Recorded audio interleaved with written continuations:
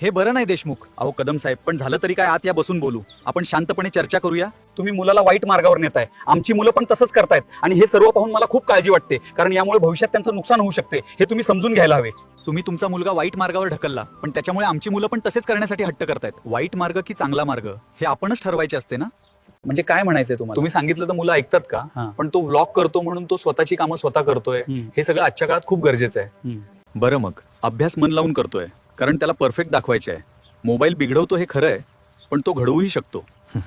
ते कसं काय? अहो कदम, मोबाईल नका घेऊ म्हटले तर ऐकत नाहीत मुलं, पण तेच जर मोबाईलच्या माध्यमातून त्यांच्याकडून चांगल्या गोष्टी करून घेतल्या तर फायदाच होतो. मुलं घडवत वाढवावी लागते. मारून झोडून मुलं योग्य दिशेने जातातच असे नाही. उलट मुलं नकारात्मक गोष्टी अंतर मनात ठेवतात, लक्षात ठेवतात, त्याचा प्रभाव वाढतो. पण मोबाईलचा चुकीच्या गोष्टीसाठी वापर केला तर भविष्य पाहण्यातच. आता तुम्हाला न पटणं साहजिक आहे, पण एक गोष्ट लक्षात घ्या, पूर्वी सदरा आणि धोतर हा पोशाख होता, मग पॅन्ट शर्ट आले, ते मान्य केलेच ना. हळूहळू बदल हा सामाजिक घटक आहे, तो मान्य करावा लागतो, पण आपल्या परीनं करायचा असतो. ठीक आहे, काही दिवस तुमच्यासारखे बदलून. बाळ, मोबाईलवर काय करायचं? मला स्केच काढायचंय आणि मी खूप छान चित्र काढणार. कर, पण अभ्यास सांभाळून आणि नीट केलंस तर नवीन टॅबलेट मोबाईल घेऊ. खरंच बाबा? हो, प्रॉमिस. थँक्यू बाबा, love you so much. Love you too बेटा. मोबाईल वाईट नाही, त्याचा वापर कसा होतो ते महत्वाचं.